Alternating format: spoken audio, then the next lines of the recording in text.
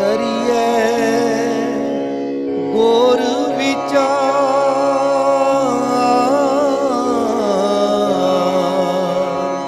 ਨਾਨਕ ਬੇੜੀ ਸੱਚ ਕੀ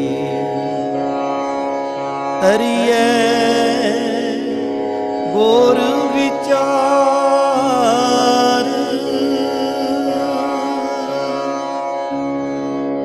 ਸਤਨਾਮ ਸ੍ਰੀ ਵਾਹਿਗੁਰੂ ਸਾਹਿਬ ਜੀਓ। ਆਸਾ ਮਹਿਲਾ ਚੌਥਾ। ਤੂੰ ਕਰਤਾ ਸਚਿਆਰ ਮੈਡਾ ਸਾਈਂ, ਜੋ ਤੋ ਭਾਵੈ ਸੋਈ ਥੀਸੀ, ਜੋ ਤੂੰ ਦੇਹ ਸੋਈ ਹਉ ਪਾਈ। ਰਹਾਉ ਸਭ ਤੇਰੀ ਤੂੰ ਸਭਨੀ ਧਿਆਇਆ, ਜਿਸਨੋ ਕਿਰਪਾ ਕਰਹਿ ਤਿਨ ਨਾਮ ਰਤਨ ਪਾਇਆ। ਗੁਰਮੁਖ ਲਾਦਾ ਮਨ ਮੁਖ ਗਵਾਇਆ, ਤੁਧ ਆਪ ਵਿਛੋੜਿਆ ਆਪ ਮਿਲਾਇਆ। ਤੂੰ ਦਰਿਆਓ ਸਭ ਤੁਝ ਹੀ ਮਾਹੇ, ਤੁਝ ਬਿਨ ਦੂਜਾ ਕੋਈ ਨਾਹੇ। ਜੀ ਜੰਤ ਸਭ ਤੇਰਾ ਖੇਲ, ਵਿਜੋਗ ਮਿਲ ਵਿਛੜਿਆ ਸੰਜੋਗੀ ਮੇਲ। ਜਿਸਨੋ ਤੂੰ ਜਾਣਾ ਹੈ ਸੋਈ ਜਨ ਜਾਣੈ, ਹਰ ਗੁਣ ਸਦ ਹੀ ਆਖ ਬਖਾਣੈ। ਜਿਨ ਹਰ ਸੇਵਿਆ ਤਿਨ ਸੁਖ ਪਾਇਆ, ਸਹਜੇ ਹੀ ਹਰ ਨਾਮ ਸਮਾਇਆ। ਤੂੰ ਆਪੇ ਕਰਤਾ ਤੇਰਾ ਕੀਆ ਸਭ ਹੋਏ, ਤੁਧ ਬਿਨ ਦੂਜਾ ਅਵਰ ਨਾ ਕੋਏ।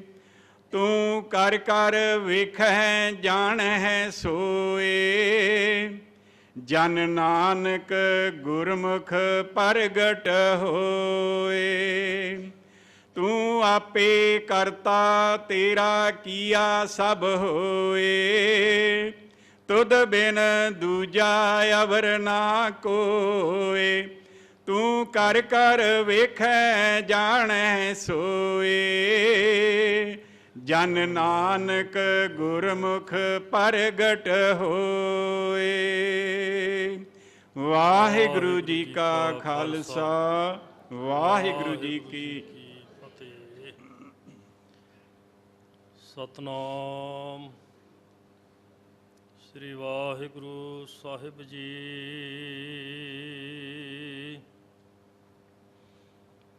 ਜਿਉਂ ਬੁਲਾਵੇਂ ਤਿਉਂ ਬੋਲਾਂ ਸੁਆਮੀ, ਕੁਦਰਤ ਕਮਨ ਹਮਾਰੀ।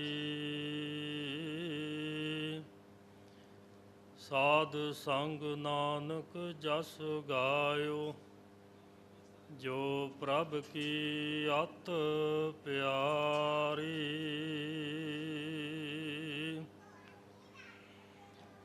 ਅਗਮ ਅਗੋਚਰ ਸੱਚ ਸਾਹਿਬ ਮੇਰਾ,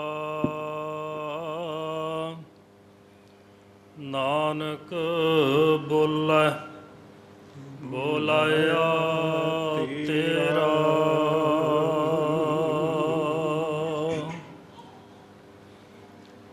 ਸਨਮਾਨਯੋਗ ਗੁਰੂ ਰੂਪ, ਗੁਰੂ ਪਿਆਰੀ, ਗੁਰੂ ਸਵਾਰੀ, ਆਦਰਯੋਗ ਸਾਧ ਸੰਗਤ ਜੀ, ਆਪ ਸਰਬੱਤ ਸੰਗਤਾਂ ਵੱਡੇ ਭਾਗਾਂ ਵਾਲੇ ਹੋ,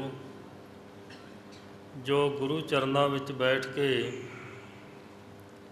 ਹਰ ਰੋਜ਼ ਦੀ ਤਰ੍ਹਾਂ ਸੱਜੇ ਹੋਏ ਦੀਵਾਨਾਂ ਵਿੱਚ ਹਾਜ਼ਰੀਆਂ ਭਰ ਕੇ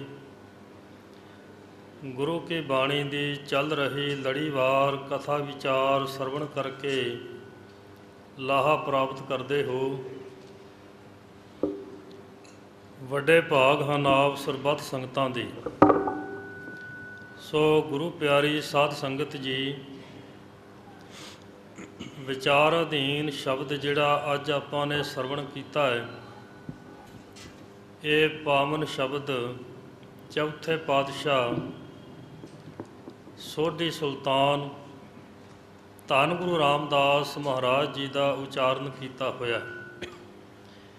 ਇਸ ਪਾਵਨ ਸ਼ਬਦ ਦੀ ਵਿਚਾਰ ਅੱਜ ਆਪਾਂ ਨੇ ਸਾਂਝੀ ਕਰਨੀ ਹੈ। ਵਿਚਾਰਾਂ ਦੀ ਸਾਂਝ ਪਾਉਣ ਤੋਂ ਪਹਿਲਾਂ ਆਓ ਆਪਾਂ ਸਾਰੇ ਗੁਰੂ ਚਰਨਾਂ ਵਿੱਚ ਹਾਜ਼ਰੀ ਲਵਾਈਏ। ਮਨ ਬਿਰਤੀਆਂ ਨੂੰ ਇਕਾਗਰ ਕਰਕੇ ਬੜੇ ਪਿਆਰ ਵਿੱਚ ਆ ਕੇ ਆਖੋ ਜੀ ਵਾਹਿਗੁਰੂ ਜੀ ਕਾ ਖਾਲਸਾ ਵਾਹਿਗੁਰੂ ਜੀ ਕੀ ਫਤਿਹ। ਇਹ ਪਾਵਨ ਸ਼ਬਦ ਰਹਿਰਾਸ ਸਾਹਿਬ ਦੀ ਬਾਣੀ ਵਿੱਚੋਂ ਹੈ, ਜਿਹੜੀ ਬਾਣੀ ਸਾਡੀ ਨਿਤਨੇਮ ਦੀ ਬਾਣੀ ਹੈ ਔਰ ਸ਼ਾਮ ਨੂੰ ਸੂਰਜ ਡਿੱਬੇ ਪੜ੍ਹਨ ਦਾ ਸਾਨੂੰ ਗੁਰੂ ਸਾਹਿਬ ਵੱਲੋਂ ਹੁਕਮ ਹੈ। ਸਾਡੀ ਰਹਿਤ ਮਰਜ਼ਾਦਾ ਦੇ ਵਿੱਚ ਅੰਮ੍ਰਿਤ ਵੇਲੇ ਹਰ ਸਿੱਖ ਨੂੰ ਹਰੇਕ ਮਾਈ ਭਾਈ ਨੂੰ 5 ਬਾਣੀਆਂ ਪੜ੍ਹਨ ਦਾ ਹੁਕਮ ਹੈ ਤੇ ਸੂਰਜ ਡੁੱਬੇ ਰਹਿਰਾਸ ਸਾਹਿਬ ਪਾਠ ਕਰਨ ਦਾ ਹੁਕਮ ਹੈ। ਰਾਤ ਨੂੰ ਸੌਣ ਤੋਂ ਪਹਿਲਾਂ ਸੋਲਾ ਜੀ ਦੀ ਬਾਣੀ, ਜਿਸ ਨੂੰ ਕੀਰਤਨ ਸੋਲਾ ਵੀ ਆਖਿਆ ਜਾਂਦਾ ਹੈ, ਉਸ ਬਾਣੀ ਦਾ ਪਾਠ ਅਸੀਂ ਹਰ ਰੋਜ਼ ਕਰਨਾ। ਇੰਨੀਆਂ ਬਾਣੀਆਂ ਹਰੇਕ ਅੰਮ੍ਰਿਤਧਾਰੀ ਮਾਈ ਭਾਈ ਨੇ ਪੜ੍ਹਨੀਆਂ ਨੇ। ਇੰਨੀ ਬਾਣੀ ਤੋਂ ਬਿਨਾਂ ਸਰ ਨਹੀਂ ਸਕਦਾ। ਸਤਿਗੁਰੂ ਜੀ ਦਾ ਹੁਕਮ ਹੈ ਕਿ ਬਾਣੀ ਨੂੰ ਪੜ੍ਹਨ ਦਾ ਅਤੇ ਸੁਣਨ ਦਾ ਇੱਕੋ ਹੀ ਮਹਾਤਮ ਹੈ। ਮਤ ਕੋਈ ਆਖੇ ਕਿ ਮੈਂ ਤਾਂ ਅਨਪੜ੍ਹ ਹਾਂ, ਬਾਣੀ ਮੈਂ ਪੜ੍ਹਨੀ ਨਹੀਂ ਜਾਣਦਾ, ਅਤੇ ਸਤਿਗੁਰੂ ਜੀ ਨੇ ਆਖਿਆ ਬਾਣੀ ਸੁਣ ਲੈਣੀ ਚਾਹੀਦੀ ਹੈ। ਪੜ੍ਹਨ ਦਾ ਅਤੇ ਸੁਣਨ ਦਾ ਇੱਕੋ ਹੀ ਮਹਾਤਮ ਸਤਿਗੁਰੂ ਜੀ ਨੇ ਬਾਣੀ ਦੇ ਵਿੱਚ ਦੱਸਿਆ ਹੋਇਆ। ਕਬੀਰ ਸਾਹਿਬ ਦੇ ਬੋਲ ਨੇ, ਕੋਈ ਗਾਵੈ ਕੋ ਸੁਣੈ ਹਰ ਨਾਮਾ ਚਿਤ ਲਾਏ। ਕੋਈ ਇਸ ਬਾਣੀ ਨੂੰ ਪੜ੍ਹੇ ਗਾਵੇ ਅਤੇ ਕੋਈ ਸੁਣੇ, ਪਰ ਨਾਲ ਉਹਨਾਂ ਨੇ ਸ਼ਰਤ ਰੱਖ ਦਿੱਤੀ ਕਿ ਚਿੱਤ ਲਾਏ। ਇਹ ਜਿਹੜਾ ਚਿੱਤ ਹੈ ਨਾ, ਇਹ ਬਾਣੀ ਦੇ ਵਿੱਚ ਲਾਉਣਾ ਅਤਿਅੰਤ ਜ਼ਰੂਰੀ ਹੈ। ਧਰਮ ਦਾ ਕਾਰਜ ਉਹੀ ਲੇਖੇ ਵਿੱਚ ਪੈਂਦਾ ਹੈ ਜਿਹਦੇ ਵਿੱਚ ਸਾਡਾ ਮਨ ਸ਼ਾਮਲ ਹੋਵੇ, ਸਾਡਾ ਚਿੱਤ ਉਸ ਕਾਰਜ ਦੇ ਵਿੱਚ ਜੁੜਿਆ ਹੋਵੇ। ਭਾਵੇਂ ਅਸੀਂ ਸੇਵਾ ਕਰਦੇ ਹਾਂ, ਭਾਵੇਂ ਅਸੀਂ ਸਿਮਰਨ ਕਰਦੇ ਹਾਂ, ਚਾਹੇ ਬਾਣੀ ਪੜ੍ਹਦੇ ਹਾਂ, ਚਾਹੇ ਸੁਣਦੇ ਹਾਂ, ਜੇ ਚਿੱਤ ਉਹਦੇ ਵਿੱਚ ਸ਼ਾਮਲ ਨਹੀਂ ਤੇ ਫਿਰ ਸਤਿਗੁਰੂ ਮਹਾਰਾਜ ਜੀ ਕਹਿੰਦੇ ਨੇ ਕਿ ਪੜ੍ਹਨਾ ਗੁਣਨਾ ਸੰਸਾਰ ਕੀ ਕਾਰ ਹੈ। ਪੜ੍ਹਨਾ ਅਤੇ ਵਿਚਾਰਨਾ ਇਹ ਸੰਸਾਰ ਦੀ ਇੱਕ ਫਿਰ ਕਾਰ ਬਣ ਜਾਂਦਾ ਹੈ। ਜਿਵੇਂ ਅਸੀਂ ਹੋਰ ਕਾਰਜ ਕਰਦੇ ਹਾਂ, ਇਸੇ ਤਰ੍ਹਾਂ ਇਹ ਵੀ ਇੱਕ ਕਾਰਜ ਹੀ ਬਣ ਕੇ ਰਹਿ ਜਾਂਦਾ ਹੈ। ਕਬੀਰ ਸਾਹਿਬ ਜੀ ਕਹਿੰਦੇ ਨੇ, ਕੋਈ ਗਾਵੈ ਕੋ ਸੁਣੈ ਹਰ ਨਾਮਾ ਚਿਤ ਲਾਏ। ਉਸ ਵਾਹਿਗੁਰੂ ਦੇ ਨਾਮ ਨੂੰ ਕੋਈ ਸੁਣੇ, ਬਾਣੀ ਨੂੰ ਕੋਈ ਸੁਣੇ, ਕੋਈ ਪੜ੍ਹੇ, ਪਰ ਚਿੱਤ ਲਾ ਕੇ, ਫਿਰ ਮਿਲੇਗਾ ਕੀ? ਇਹ ਇੱਕ ਬਹੁਤ ਵੱਡਾ ਸਵਾਲ ਹੈ। ਅਸੀਂ ਕੋਈ ਵੀ ਕਾਰਜ ਕਰਦੇ ਹਾਂ ਅਤੇ ਪਹਿਲਾਂ ਅਸੀਂ ਉਹਦਾ ਹਾਨ ਲਾਭ ਜ਼ਰੂਰ ਵਿਚਾਰਦੇ ਹਾਂ, ਅਤੇ ਵਿਚਾਰਨਾ ਵੀ ਚਾਹੀਦਾ।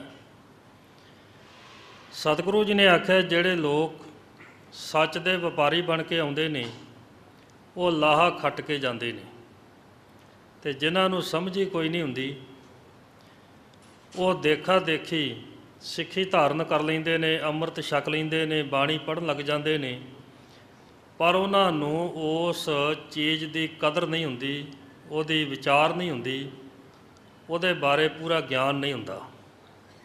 ਸਤਿਗੁਰੂ ਜੀ ਨੇ ਤਾਂ ਸਾਨੂੰ ਇੱਥੋਂ ਤੱਕ ਆਖਿਆ ਹੈ ਕਿ ਅੰਮ੍ਰਿਤ ਕਾ ਵਪਾਰੀ ਹੋਵੈ ਕਿਆ ਮਦ ਛੂਛੈ ਭਾਉ ਧਰੇ। ਜਿਹੜਾ ਅੰਮ੍ਰਿਤ ਦਾ ਵਪਾਰੀ ਹੈ, ਉਹ ਫਿਰ ਝੂਠੇ ਰਸਾਂ ਕਸਾਂ ਵਿੱਚ ਨਹੀਂ ਫਸਦਾ। ਅਤੇ ਸਤਿਗੁਰੂ ਜੀ ਨੇ ਸਾਨੂੰ ਇਹ ਵੀ ਹੁਕਮ ਕੀਤਾ ਹੈ। ਮਹਾਰਾਜ ਜੀ ਕਹਿੰਦੇ ਨੇ ਕਿ ਪਹਿਲਾਂ ਵਸਤ ਸਿਆਣਕੈ ਤਾਂ ਕੀਚੈ ਵਪਾਰ।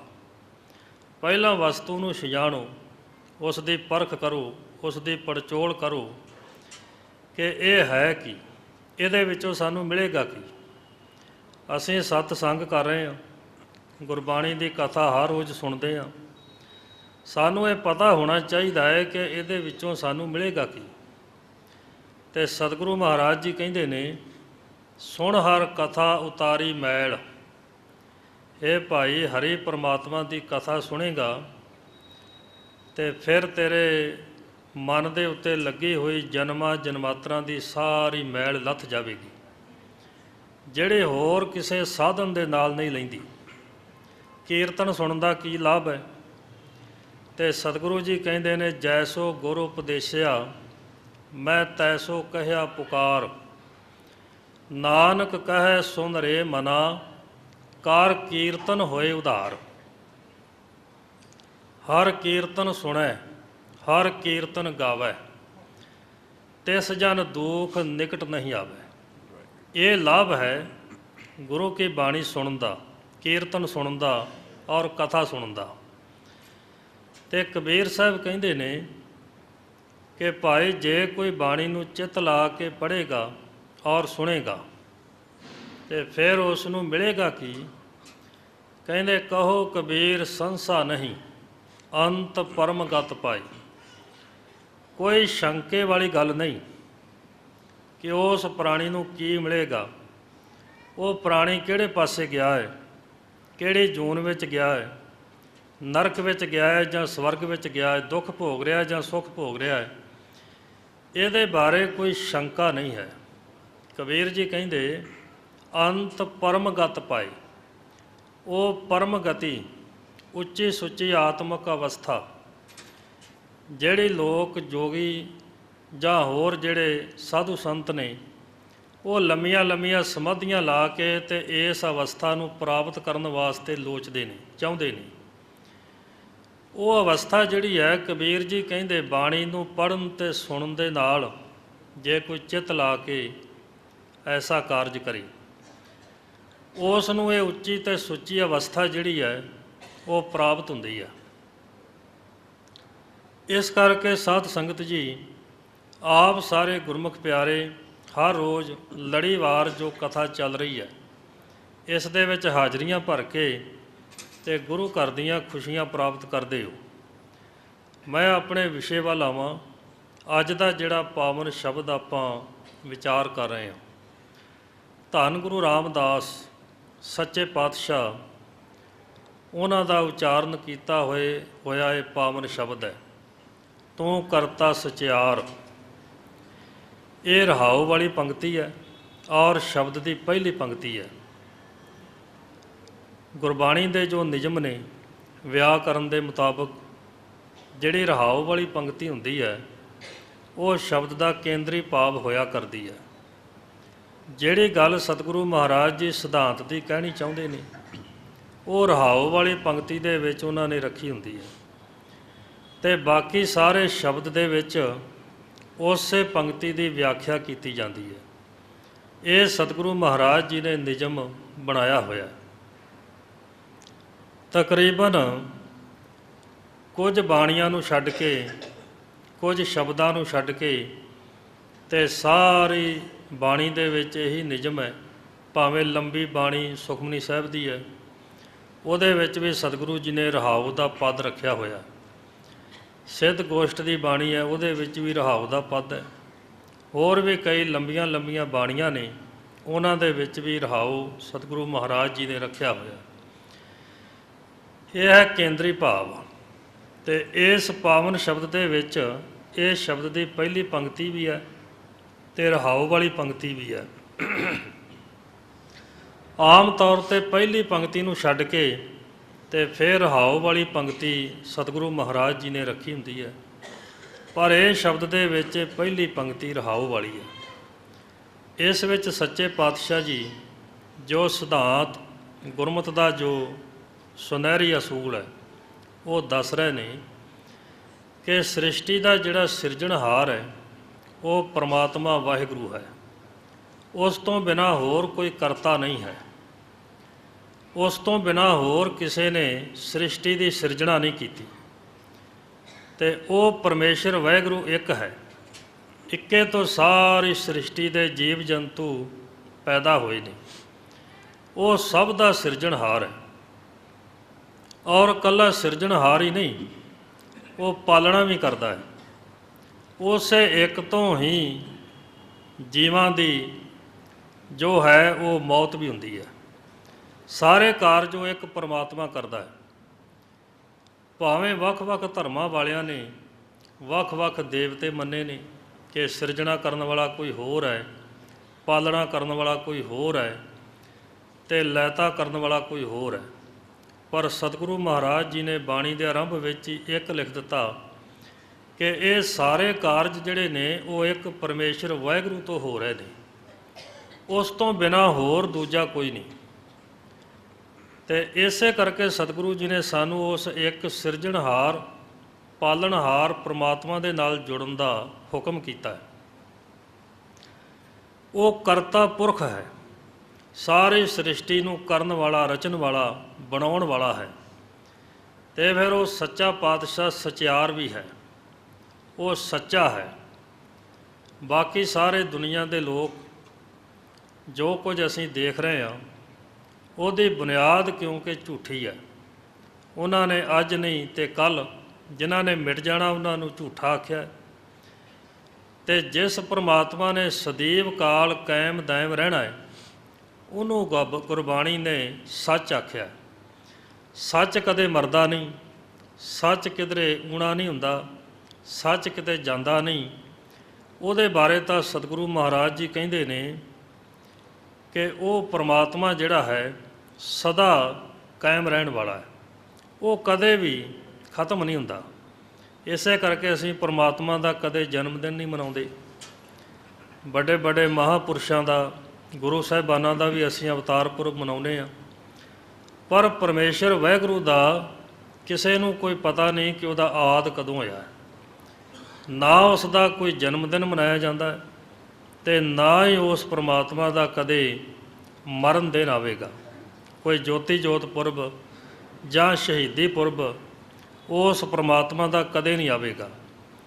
ਸਤਿਗੁਰ ਮੇਰਾ ਸਦਾ ਸਦਾ, ਨਾ ਆਵੇ ਨਾ ਜਾਏ, ਉਹ ਅਬਨਾਸੀ ਪੁਰਖ ਹੈ, ਸਭ ਮੈਂ ਰਹਿਆ ਸਮਾਏ। ਉਹ ਪਰਮਾਤਮਾ ਅਬਨਾਸੀ ਪੁਰਸ਼ ਹੈ, ਬਾਕੀ ਸਾਰੇ ਨਾਸਵੰਤ ਨੇ। ਜਿੰਨੇ ਵੀ ਸ੍ਰਿਸ਼ਟੀ ਅਸੀਂ ਦੇਖ ਰਹੇ ਹਾਂ ਇਹ ਸਾਰੀ ਦੀ ਸਾਰੀ ਨਾਸਵੰਤ ਹੈ। ਸਤਿਗੁਰੂ ਗੁਰੂ ਤੇਗ ਬਹਾਦਰ ਮਹਾਰਾਜ ਜੀ ਦੇ ਬਚਨ ਨੇ, ਜੋ ਦੀਸੈ ਸੋ ਸਗਲ ਵਿਨਾਸੈ, ਜਿਉਂ ਬਾਦਰ ਕੀ ਛਾਈ। ਜਿਵੇਂ ਬੱਦਲਾਂ ਦੀ ਛਾਂ ਹੁੰਦੀ ਹੈ ਅਤੇ ਉਹ ਸਦਾ ਸਥਿਰ ਨਹੀਂ ਰਹਿੰਦੀ, ਸਵੇਰੇ ਕਿਸੇ ਪਾਸੇ ਹੁੰਦੀ ਹੈ, ਦੁਪਹਿਰੇ ਕਿਸੇ ਪਾਸੇ, ਸ਼ਾਮ ਨੂੰ ਕਿਸੇ ਪਾਸੇ, ਉਹ ਇੱਕ ਥਾਂ 'ਤੇ ਟਿਕਦੀ ਨਹੀਂ। ਇਸੇ ਤਰ੍ਹਾਂ ਇਹ ਸੰਸਾਰ ਜਿਹੜਾ ਹੈ ਇਹ ਵੀ ਸਦਾ ਟਿਕਣ ਵਾਲਾ ਨਹੀਂ, ਸਦਾ ਰਹਿਣ ਵਾਲਾ ਨਹੀਂ। ਇਹ ਵੀ ਜੋ ਆਇਆ ਸੋ ਚੱਲ ਸੀ, ਸਭ ਕੋਈ ਆਈ ਵਾਰੀ ਹੈ। ਜੋ ਸੰਸਾਰ ਵਿੱਚ ਆਇਆ ਹੈ ਉਹਨੇ ਇੱਕ ਦਿਨ ਚਲੇ ਜਾਣਾ ਹੈ। ਅਤੇ ਸਤਿਗੁਰੂ ਜੀ ਕਹਿੰਦੇ, ਜੋ ਦੀਸੈ ਸੋ ਸਗਲ ਵਿਨਾਸੈ। ਜੋ ਕੁਝ ਦਿਸ ਰਿਹਾ ਹੈ, ਭਾਵੇਂ ਉਹ ਸਾਨੂੰ ਸੂਰਜ ਦਿਸ ਰਿਹਾ ਹੈ, ਚੰਦਰਮਾ ਦਿਸ ਰਿਹਾ ਹੈ, ਧਰਤੀ ਦਿਸ ਰਹੀ ਹੈ, ਔਰ ਇਸੇ ਤਰ੍ਹਾਂ ਸਾਨੂੰ ਸਮੁੰਦਰ ਦਿਸ ਰਿਹਾ ਹੈ, ਇਹ ਸਭ ਕੁਝ ਬਿਨਸਨਹਾਰ ਹੈ।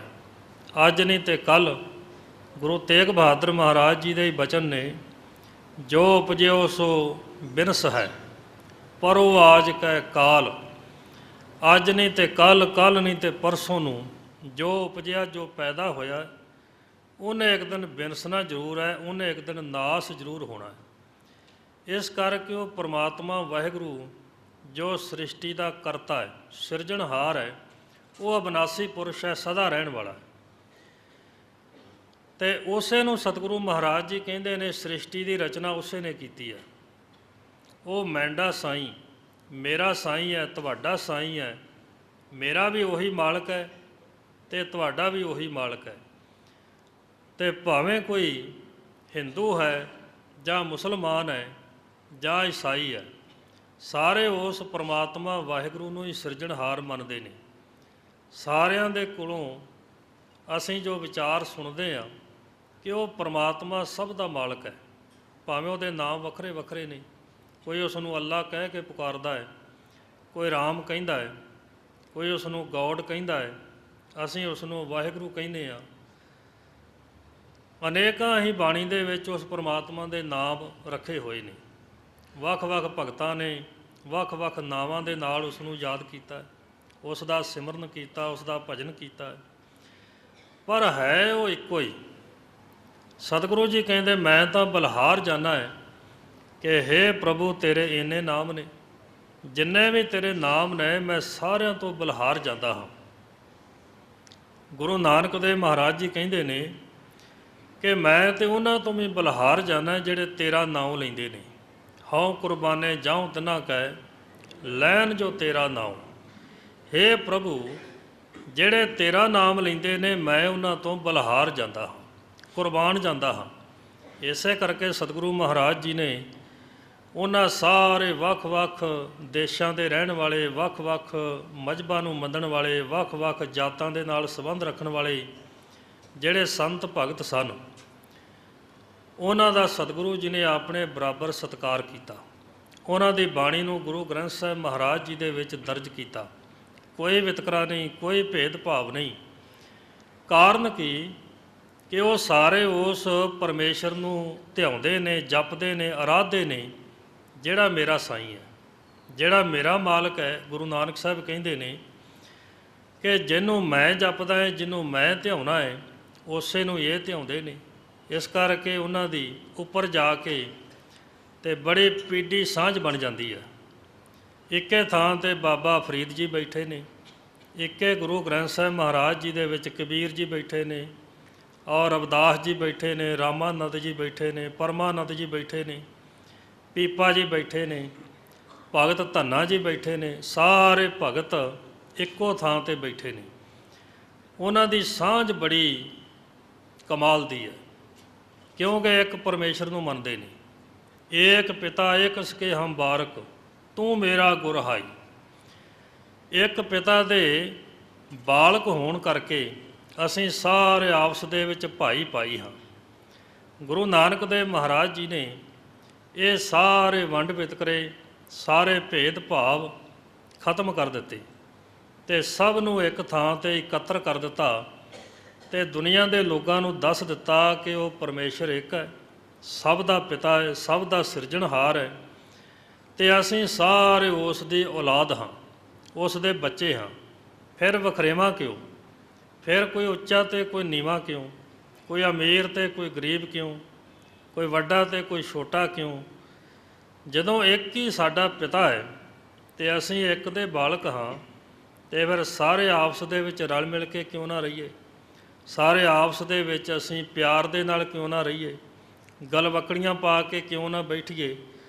ਇਹ ਸਿਧਾਂਤ ਸਤਿਗੁਰੂ ਗੁਰੂ ਨਾਨਕ ਦੇਵ ਮਹਾਰਾਜ ਜੀ ਨੇ ਜਗਤ ਦੇ ਸਾਹਮਣੇ ਰੱਖਿਆ ਔਰ ਉਹਨਾਂ ਨੇ ਆਖ ਦਿੱਤਾ ਕਿ ਨੀਚਾਂ ਅੰਦਰ ਨੀਚ ਜਾਤ, ਜਿਨ੍ਹਾਂ ਨੂੰ ਲੋਕ ਸਦੀਆਂ ਤੋਂ ਨੀਚ ਕਹਿੰਦੇ ਨੇ, ਤੇ ਸਤਿਗੁਰੂ ਜੀ ਨੇ ਆਖਿਆ ਉਹ ਤੇ ਮੇਰੇ ਭਾਈ ਨੇ, ਮੇਰੇ ਭਰਾ ਨੇ।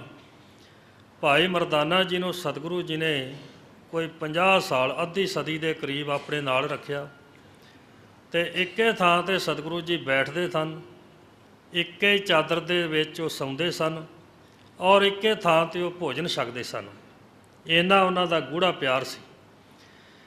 ਭਾਵੇਂ ਕਈ ਲੋਕ ਤਰਕਾਂ ਕਰਦੇ ਸਨ ਕਿ ਤੁਸੀਂ ਉੱਚ ਜਾਤੀ ਦੇ ਵਿੱਚ ਪੈਦਾ ਹੋਏ ਤੇ ਇਸ ਸ਼ੂਦਰ ਨੂੰ ਆਪਣਾ ਸਾਥੀ ਬਣਾਇਆ ਹੋਇਆ, ਤੇ ਸਤਿਗੁਰੂ ਮਹਾਰਾਜ ਜੀ ਨੇ ਆਖਿਆ ਇਹ ਸ਼ੂਦਰ ਨਹੀਂ, ਇਹ ਸਾਡਾ ਭਾਈ ਹੈ, ਸਾਡਾ ਭਰਾ ਹੈ ਤੇ ਅਸੀਂ ਇੱਕੋ ਹੀ ਪਿਤਾ ਦੇ ਪੁੱਤਰ ਹਾਂ। ਫਿਰ ਇਹ ਸ਼ੂਦਰ ਕਿਵੇਂ ਹੋ ਗਿਆ ਤੇ ਅਸੀਂ ਉੱਚ ਜਾਤੀ ਦੇ ਕਿਵੇਂ ਹੋ ਗਏ? ਇਹ ਸਾਰੇ ਵਖਰੇਵੇਂ ਸਤਿਗੁਰੂ ਜੀ ਨੇ ਦੂਰ ਕੀਤੇ। ਇਹੀ ਸਿਧਾਂਤ ਸਾਰੇ ਗੁਰੂ ਸਾਹਿਬਾਨਾਂ ਨੇ ਵਰਤਿਆ ਹੈ। ਬਾਣੀ ਦੇ ਵਿੱਚ ਕਿਧਰੇ ਵੀ ਵਖਰੇਵਾ ਨਹੀਂ। ਇੱਕਾ ਬਾਣੀ ਇੱਕ ਗੁਰ, ਇੱਕੋ ਸ਼ਬਦ ਵਿਚਾਰ। 15 ਭਗਤਾਂ ਦੀ ਬਾਣੀ ਹੈ ਗੁਰੂ ਗ੍ਰੰਥ ਸਾਹਿਬ ਮਹਾਰਾਜ ਵਿੱਚ ਔਰ 11 ਭੱਟਾਂ ਦੀ ਤੇ 6 ਗੁਰੂ ਸਾਹਿਬਾਨਾਂ ਦੀ, 3 ਗੁਰਸਿੱਖਾਂ ਦੀ। 35 ਮਹਾਂਪੁਰਸ਼ਾਂ ਦੀ ਬਾਣੀ ਹੈ। ਕਿਤੇ ਵੀ ਕੋਈ ਮਤਭੇਦ ਨਹੀਂ। ਸਾਰੀ ਬਾਣੀ ਇੱਕ ਰੂਪ ਹੈ। ਸਾਰੀ ਬਾਣੀ ਨੂੰ ਅਸੀਂ ਇੱਕੋ ਜਿਹਾ ਸਤਿਕਾਰ ਦਿੰਦੇ ਹਾਂ। ਸਾਰੀ ਬਾਣੀ ਦੇ ਅੱਗੇ ਅਸੀਂ ਆਪਣਾ ਸਿਰ ਝੁਕਾਉਂਦੇ ਹਾਂ। ਸਾਰਾ ਜਗਤ ਗੁਰੂ ਗ੍ਰੰਥ ਸਾਹਿਬ ਮਹਾਰਾਜ ਜੀ ਦੇ ਸਾਹਮਣੇ ਆਪਣਾ ਸਿਰ ਝੁਕਾਉਂਦਾ ਹੈ, ਕਿਉਂਕਿ ਇੱਕੋ ਹੀ ਬਾਣੀ ਹੈ, ਸਿਧਾਂਤ ਇੱਕ ਹੈ, ਵਿਚਾਰਧਾਰਾ ਇੱਕ ਹੈ। ਅਤੇ ਬਾਣੀ ਰਚਨਹਾਰੇ ਜਿਹੜੇ ਮਹਾਂਪੁਰਸ਼ ਨੇ ਉਹਨਾਂ ਦਾ ਸਾਹਿਬ ਮਾਲਕ ਇੱਕੋ ਹੀ ਹੈ। ਸਾਹਿਬ ਮੇਰਾ ਇੱਕੋ ਹੈ, ਇੱਕੋ ਹੈ ਭਾਈ ਇੱਕੋ ਹੈ। ਉਹ ਸਾਹਿਬ ਮੇਰਾ ਮਾਲਕ ਇੱਕੋ ਹੀ ਹੈ। ਉਹੀ ਸਾਡਾ ਸਾਰਿਆਂ ਦਾ ਮਾਲਕ ਹੈ, ਉਹੀ ਸਾਡਾ ਮਾਲਕ ਹੈ। ਧੰਨ ਗੁਰੂ ਰਾਮਦਾਸ ਮਹਾਰਾਜ ਜੀ ਨੇ ਇਸ ਪਾਵਨ ਸ਼ਬਦ ਦੇ ਵਿੱਚ ਵੀ ਇਸੇ ਸਿਧਾਂਤ ਨੂੰ ਹੋਰ ਦ੍ਰਿੜ ਕੀਤਾ, ਹੋਰ ਪੱਕਾ ਕੀਤਾ ਹੈ। ਔਰ ਸਾਡੇ ਮਨ ਦੇ ਜਿਹੜੇ ਭੇਦ ਭਾਵ ਨੇ ਉਹਨਾਂ ਨੂੰ ਸਤਿਗੁਰੂ ਮਹਾਰਾਜ ਜੀ ਨੇ ਦੂਰ ਕਰਨ ਦਾ ਭਰਪੂਰ ਯਤਨ ਕੀਤਾ ਹੈ। ਕਰੀਏ ਗੁਰ ਵਿਚਾਰ,